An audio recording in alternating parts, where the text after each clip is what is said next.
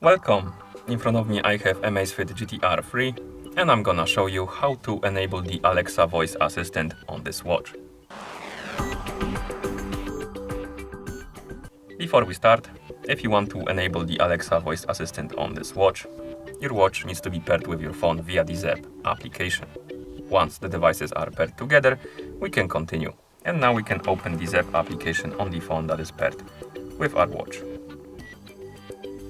After the application opens, you can tap on the profile icon to open the profile page and here select your AMAZFIT GTR 3.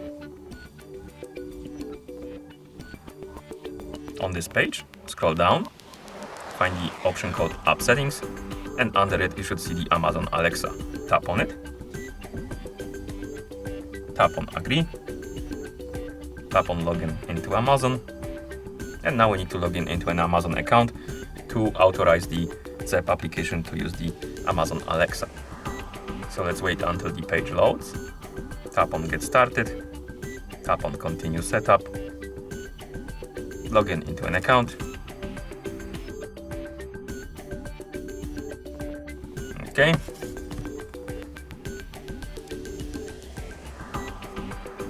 And after you log in, tap on Allow button.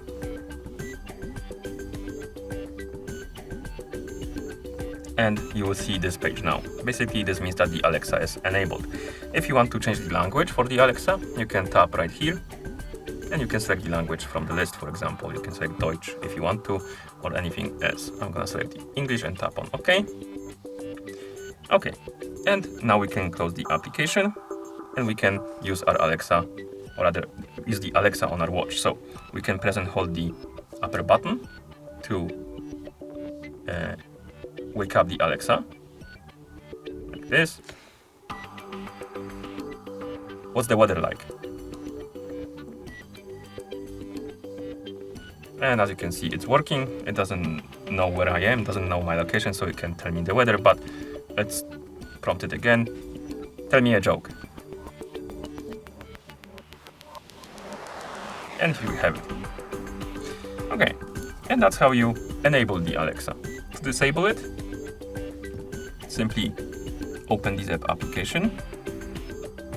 Let me close it and open it again, like this. Tap on Profile, select AMAZFIT GTR 3, tap on the Amazon Alexa icon, and here tap on Exit.